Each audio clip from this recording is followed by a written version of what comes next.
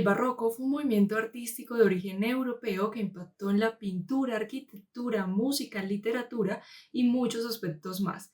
Se tiende a situar su origen en la Roma católica de finales del siglo XVI y principios del XVII, con artistas como Caravaggio, Carracci y Bernini. Desde Roma, poco a poco el barroco se expande por toda Europa y una de las primeras ciudades en recibir estas ideas fue Nápoles, que en esa época estaba bajo mandato de la corona española.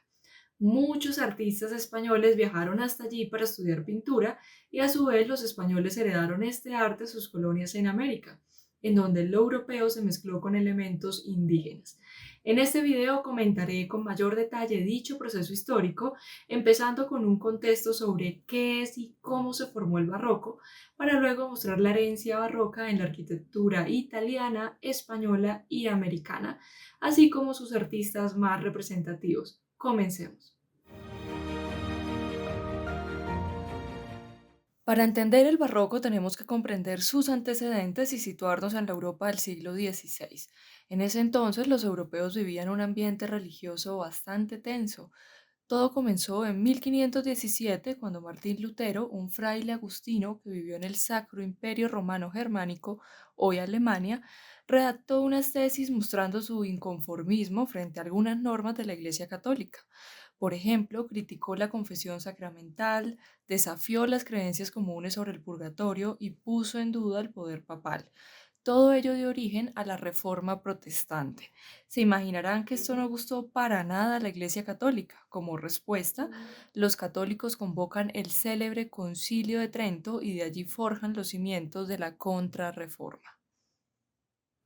La lucha entre protestantes luteranos y contrarreformistas católicos convirtió a la Europa del siglo XVI en un permanente campo de batalla. Los reinos europeos tomaron un bando en esta guerra, mostrando la unión existente entre el poder religioso y el poder civil militar, pues recordemos que de la religión del príncipe dependía la de sus propios súbditos. Incluso los monarcas consideraban su puesto como una manifestación divina. La Iglesia entonces, en su intento de reconquistar los territorios ahora protestantes, buscó la alianza del poder civil y el apoyo de ciertas órdenes religiosas, que se convirtieron en poderosos instrumentos de evangelización. El papado y los estados absolutistas encontraron en el arte una herramienta evangelizadora, porque permite contemplar con gran realismo a los grandes protagonistas de la fe y conocer sus heroicas virtudes. El arte comunicaría entonces las ideas contrarreformistas a unos fieles en su mayoría analfabetos. Así, la Iglesia comprendió el valor de la imagen y su poder persuasivo al fomentar un arte claro, sincero, realista, que a su vez representara los misterios del cristianismo y reforzara los elementos básicos del culto. Con esto en mente entendemos por qué el barroco nace en Roma, hogar del Papa y corazón de la Iglesia Católica. Como barroco temprano se conoce esas primeras obras que la Iglesia manda hacer a los grandes artistas de la época con el objetivo de embellecer las capillas, basílicas y monasterios. Los sacerdotes pedían a pintores como Caravaggio hacer cuadros teatrales, grandes, realistas, que mostraran el poder de la Iglesia. Es una técnica financiada y potenciada en un primer momento por los cánones eclesiásticos. En la arquitectura podemos señalar el palacio y la iglesia como los edificios típicos del barroco. Se concibe el edificio como un solo volumen y por lo general se construyen bajo modelos longitudinales que integran el simbolismo de la cruz. Los altares dejan de ser el mero lugar de culto para transformarse en una manifestación de lo sagrado, donde se produce el encuentro del alma con la divinidad. Y no podemos olvidar la función de la música, especialmente la de órgano, contribuyendo al fervor emocional y a la intensidad religiosa. Una vez estudiado el contexto, hablemos de la palabra barroco. En la época, los artistas no se denominaban a sí mismos como barrocos. Esta es una designación tardía que utilizamos hoy los historiadores para clasificar el arte del siglo XVII. La palabra fue utilizada por primera vez por los neoclásicos franceses para designar despectivamente a las tendencias de ese siglo que ellos consideraban artificiosas y exageradas. Se relaciona con la palabra portuguesa barroca, que significa perla irregular, roca granítica. Serían los artistas vanguardistas del siglo XX los que impusieron una apreciación positiva de este estilo barroco. Roma se transformaba por los programas urbanísticos papales y por las nuevas iglesias de las órdenes.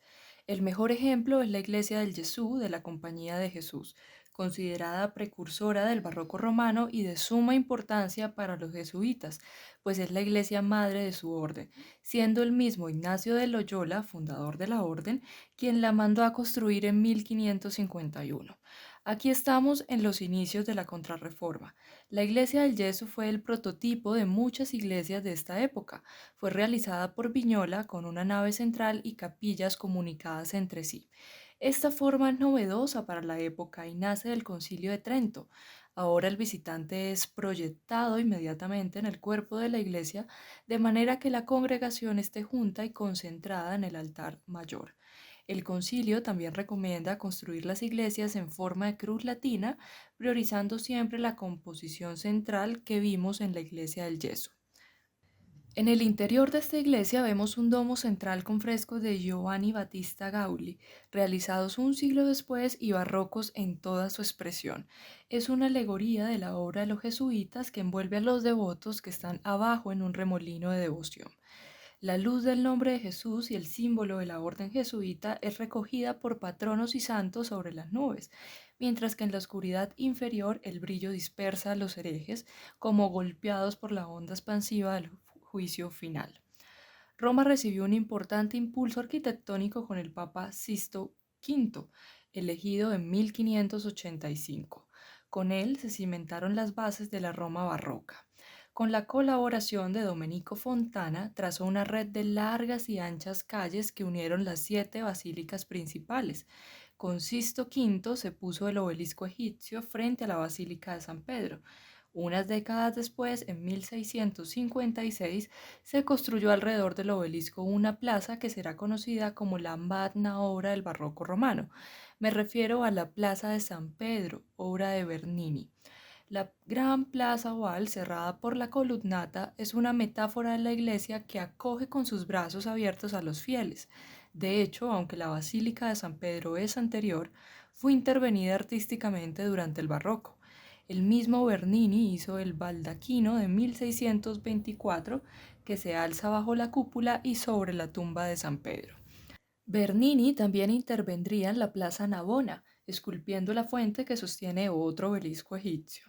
Llamada la Fuente de los Cuatro Ríos, es una muestra del poder de la Iglesia extendido a las 4 partes del mundo conocido.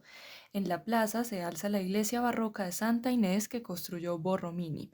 En su interior vemos bordes y monturas doradas típicas de la teatralidad buscada en el barroco.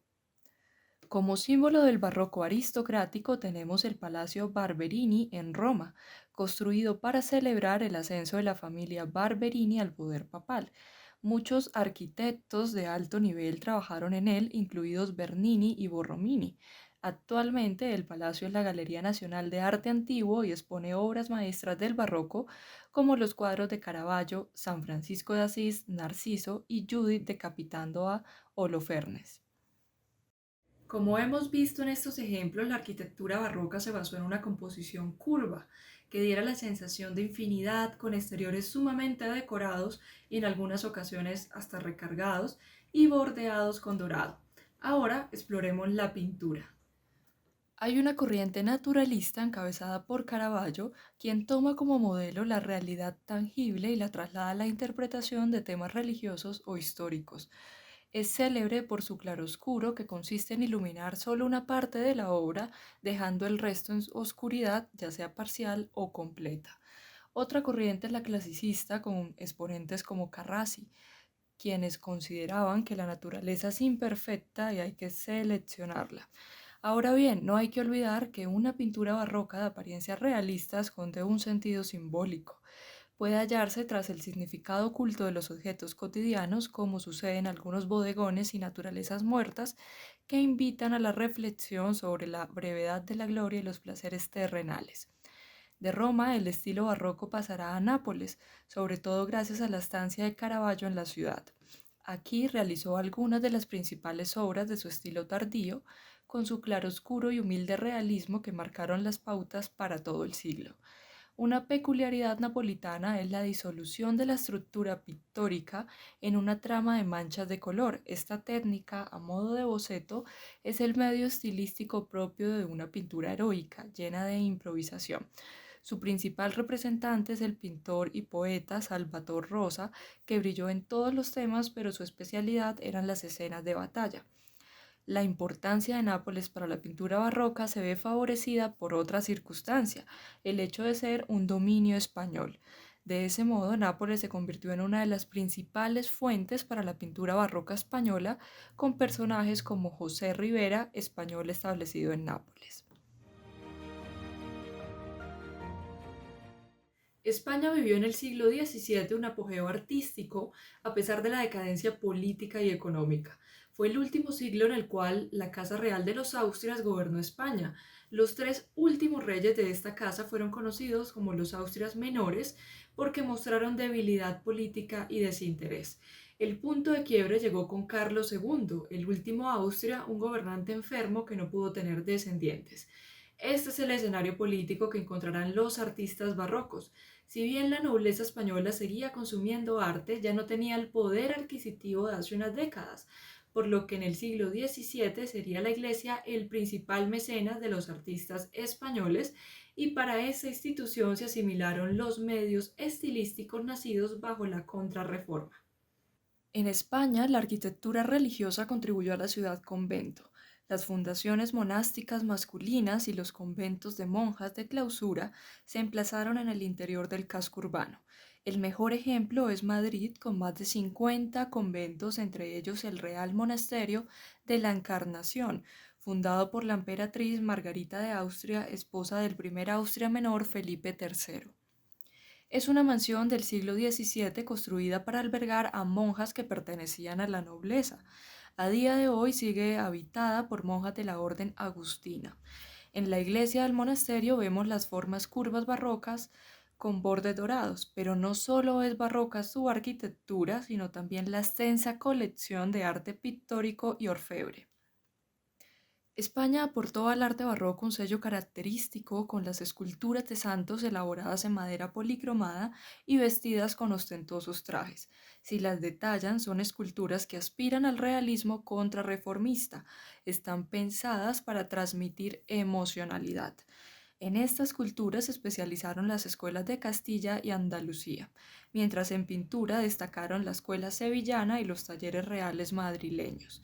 Tradicionalmente se divide la pintura barroca española en tres etapas que corresponden a los reinados de los Austrias menores, Felipe III, Felipe IV y Carlos II. En la primera etapa florece el naturalismo y realismo, herencia de Caravaggio y sus seguidores. Destaca la obra de Francisco Ribalta, activo en Valencia y ferviente seguidor de la Contrarreforma.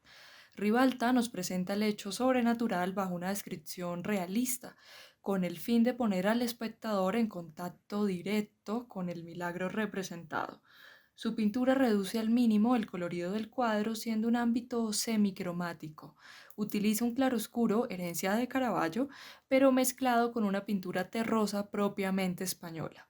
En su cuadro Cristo abrazando a San Bernardo, expuesto en el Museo del Prado de Madrid, está claramente la herencia de Caravaggio, visible también en la visión de San Francisco del Ángel Músico expuesta en el Prado. De la segunda etapa, que corresponde al reinado de Felipe IV, tenemos a Velázquez, quizás el mejor pintor español y para muchos el mejor pintor realista de la historia. Velázquez se preparó en Sevilla, vivió en Madrid y viajó varias veces a Italia, específicamente a Nápoles, en donde conoció la obra de Caravaggio. Velázquez fue uno de los introductores del claroscuro en España y por su evidente talento se convirtió en pintor del rey. Su claroscuro es visible en Vieja friendo huevos, un cuadro de 1618 elaborado por un joven Velázquez de solo 19 años. Unos años después pinta El aguador de Sevilla. Allí vemos una copa de agua sencilla pero ennoblecida por las refracciones plateadas y frías de la luz, en un objeto misterioso y precioso que se refleja en la expresión de los personajes. Velázquez pintó todos los géneros, desde bodegones y cuadros religiosos hasta retratos de bufones, pero entre todos su obra cumbre es Las Meninas. Pintada por un Maduro Velázquez hacia el año de 1656, Las Meninas es un gigantesco lienzo de 3 metros de alto por 2 de ancho. La idea era retratar a escala real. En el centro del cuadro se encuentra la infanta Margarita rodeada de sus doncellas de honor o meninas. Reflejados en un espejo del fondo están los reyes y a la izquierda el propio Velázquez pintando el cuadro. Es una de las obras de arte más estudiadas de toda la historia y aún hoy su simbolismo sigue siendo materia de debate. Incluso algunos historiadores relacionan el cuadro con la corona borealis. Sabemos que Velázquez tenía conocimientos básicos en astronomía, por lo que historiadores afirman que pintó una corona borealis oculta en los corazones de los personajes. La estrella central de la constelación se llama Margarita, igual que la infanta que ocupa el centro del cuadro. Como esta teoría, hay muchas alrededor del cuadro y del propio pintor. Pasemos ahora a Francisco Zurbarán, otro gran pintor de la etapa barroca de Felipe IV. Zurbarán se formó en Sevilla y su pintura refleja la religiosidad que se vivía en los conventos españoles, cuyas órdenes fueron las principales clientes de su serie de santos e imágenes místicas. Su pintura es el resultado de un peculiar equilibrio entre torpeza y capacidad. Entre sus mayores críticas está la falta de perspectiva que podemos apreciar en el cuadro Exposición del cuerpo de San Buenaventura, aunque también tiene cuadros muy celebrados como el de las Santas, con un estilo típicamente español. Finalmente, en la última etapa del barroco español del siglo XVII, tenemos a Juan Carreño de Miranda, activo en Madrid y pintor de la corte de Carlos II, el último Austria. Carreño se especializó en escenas de carácter religioso y en retratos de personajes cortesanos. Podemos ver su obra en la iglesia de San Antonio de los Alemanes en Madrid, en donde el fresco Apoteosis de San Antonio cubre la bóveda. También gran parte de su obra se exhibe en el Museo del Prado de Madrid. Allí encontramos el retrato del rey Carlos II. Cuando Carlos muere en 1700 no hay quien herede el trono, pues nunca tuvo hijos. Con él muere la Casa Real de los Austrias, quedando un vacío de poder que desembocó en una guerra entre quienes reclamaban derechos de sucesión al trono español, especialmente entre Leopoldo I del Sacro Imperio Romano Germánico de ascendencia Habsburgo y Luis XIV de Francia de familia Borbón. La guerra la ganan los Borbones e inicia así la época borbónica en España. La dinastía Borbón contrató artistas extranjeros que aportaron un barroco clasicista que impulsó a la Academia de Bellas Artes creada sobre el modelo francés en 1752. Además, los Borbones llevaron a América las importantes reformas borbónicas de Felipe V y Carlos III. El arte barroco llega a las colonias americanas por medio de órdenes religiosas como los jesuitas o los franciscanos, que se establecen en el Nuevo Mundo con el objetivo de evangelizar a la población indígena. Los diferentes lenguajes utilizados por europeos y nativos americanos dificultan la evangelización, por lo que en un primer momento las imágenes cumplen un papel esencial, convirtiéndose en el lenguaje transmisor de las nuevas creencias. Poco a poco se fue desarrollando un sincretismo religioso visible en el arte, es decir, símbolos de origen indígena aplicados al arte cristiano. Aquí comentaré algunos de los mejores ejemplos de iglesias y arte barroco en Nueva España, hoy México, Nueva Granada, hoy Colombia y Quito, hoy capital de Ecuador. Por ejemplo, se utilizaron iconografías de flora y fauna nativa americana para adornar a los santos. Durante el periodo colonial, la naturaleza fue contemplada como el más claro y maravilloso testimonio de la creación divina. Además, en los relatos cristianos empezaron a aparecer vírgenes con faldas triangulares, algo propiamente americano y que los historiadores interpretan como las montañas andinas. También vírgenes con piel morena como la Virgen de Guadalupe, quien se le presentó a un indígena mexicano a principios de la colonización. Todo este arte estaba pensado para adornar las recién creadas iglesias y monasterios. Recordemos que cuando una ciudad colonial se fundaba, lo primero que se construía era la iglesia y el cabildo. A partir de allí se iba ampliando el asentamiento. Por eso es que una ciudad colonial en América Latina por lo general tiene el mismo plano, una plaza central con el poder eclesiástico frente al poder gubernamental. El barroco, que llegó a México a principios del siglo XVII, incorporó nuevos efectos dramáticos, curvas, color y una decoración cada vez más elaborada. Entre los mejores edificios barrocos de México se encuentra la Catedral de Ciudad de México, el edificio más monumental de la América Española. Los conquistadores mandaron a construir la catedral sobre el templo mayor azteca y como muestra de dominio utilizaron la mayoría de las piedras del templo en su construcción. Lo primero que llama la atención al entrar es el altar del perdón, elaboradamente tallado y dorado. Enormes paneles pintados por los maestros coloniales Juan Correa y Cristóbal de Villampaldo cubren las paredes de la sacristía. Puebla es otra ciudad mexicana con gran herencia barroca. Su centro histórico conserva 70 iglesias y más de 1000 edificios de la época colonial adornados con la cerámica de Talavera. Entre todo, resalta la Catedral de Puebla, declarada Patrimonio de la Humanidad por la UNESCO. Se empezó a construir en 1550 y resguarda en su interior arte barroco, desde pinturas religiosas, esculturas y orfebrería hasta monumentales altares de madera. Ahí mismo en Puebla está ubicado el Museo Internacional del Barroco, encargado de la conservación, investigación y difusión del arte barroco mexicano. Hay cuadros, muebles, actuaciones con trajes de época, vidrieras, coronas de oro y todo ornamentado para transmitir la exuberancia del barroco. De México pasamos a Colombia para contemplar el arte de Gregorio Vázquez de Arce y Ceballos, seguramente el artista colonial más importante de Nueva Granada. Nació en Santa Fe en 1638 y pintó principalmente temas religiosos. Su gran obra es Símbolo de la Trinidad, que muestra a Jesús con 3 rostros de la Trinidad, Padre, Hijo y Espíritu Santo. Las representaciones trifaciales fueron prohibidas, por eso las caras de los lados fueron tapadas con pintura, dando la impresión de ser cabello. Duró mucho tiempo así el cuadro, hasta que siglos más tarde, restauradores descubrieron las 3 caras originales. Esta pieza, junto a otras de Vázquez, las podemos apreciar en el Museo Colonial de Bogotá. Por último, quiero comentar el barroco quiteño, y no hay mejor lugar para verlo que la iglesia de la Compañía de Jesús.